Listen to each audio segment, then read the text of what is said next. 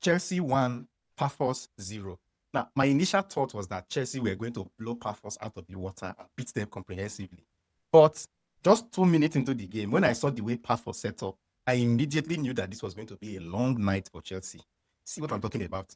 Now, basically, building up from the back, Chelsea chose to employ a double pivot of Caicedo and Reece James. Of course, this is usually the approach when Chelsea wants to be dogged and solid in the middle.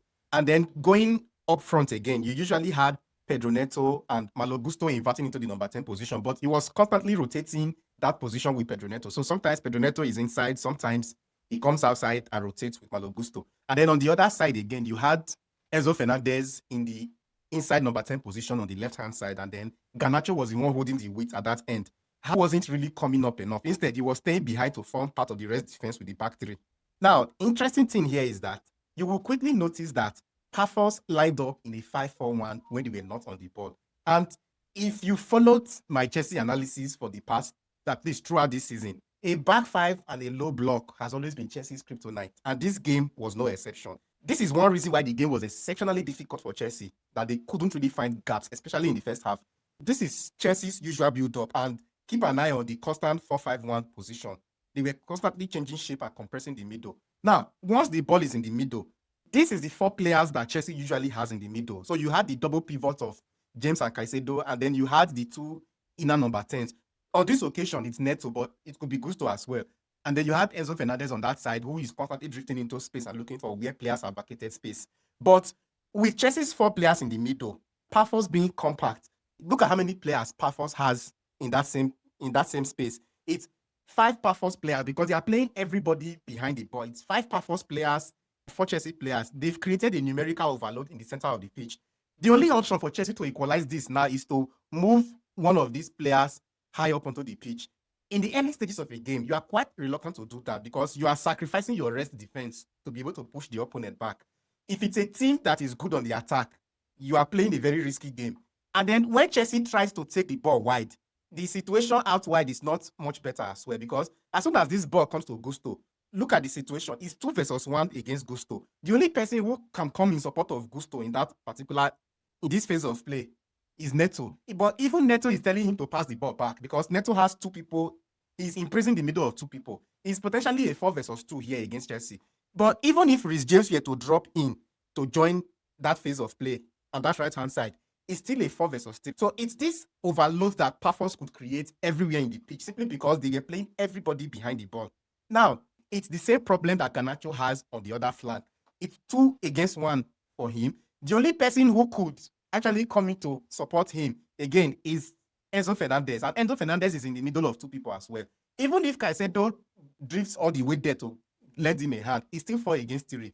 I don't know if this reminds you of what Manchester United in the Manchester Derby. It was a similar defensive structure. It will also remind you of what, if you watched Man City's game, it was basically still the same thing. The only difference is that the 2 opponents in those games were interested in coming out to score. Pafos had no plan to score in this game. They didn't think they would score against Chelsea. They just wanted to keep it compact at the back and keep it nil-nil for as long as they possibly can. So this was a big problem for Chelsea that Chelsea has to solve. It has been a problem under Maresca. Under Rosinho, it was a problem as well. And I think that there were a few things that Rosinho did to try to even out the game. Either even out the game or at least get some numerical overload in some parts of the pitch. I think that was why he, at some point in the game, took out Reece James and brought in Estevao. Chelsea now had 3 wingers on the pitch. They had Pedro Neto, they had Estevao, and then they had Garnacho on the opposite wing. The whole idea for this was that Estevao should be able to create overloads on both wings, shift across where he's needed and try to create overloads. He wasn't playing as an out-and-out winger in the game. His job was, I think, the instruction was just to find where he can support and overload. And there are a few instances where Chelsea almost seemed to have that overload. But the problem with it is that Pafos just defended deeper, played everybody inside one single bunch and defended inside their half. Look at one example of what a numerical equality or numerical overload would have achieved for Chelsea. Now, I know that in this phase of play, it is Pafos that has the ball, and Chelsea were able to close them down and sort of create just that numerical equivalence there. It's 1 versus 1. It's 4 against 4, just in that phase of play.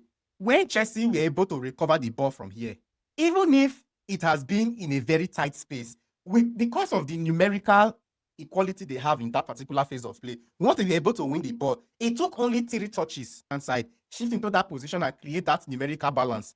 And then look at another example again. Now, it's Chelsea that had the ball initially on this attack. And if you look, Enzo Fernandez holds this ball and turn. Chelsea has sort of a 3 versus 3 in this phase of play already.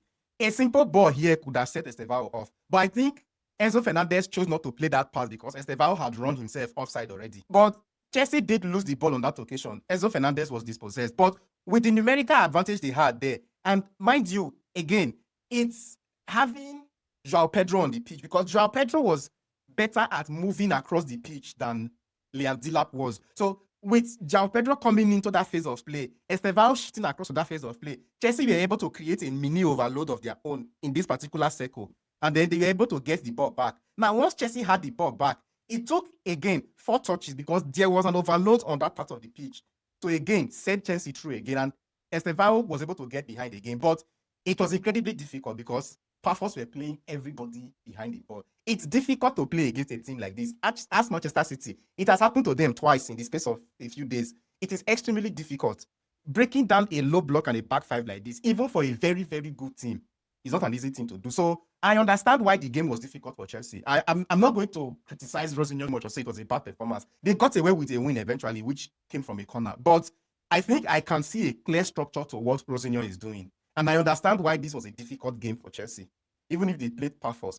But again, like I said, we are in the learning process. We are in the process of learning how Rosinho plays and what he wants his team to do. So let's not judge him yet. Let us reserve our judgment.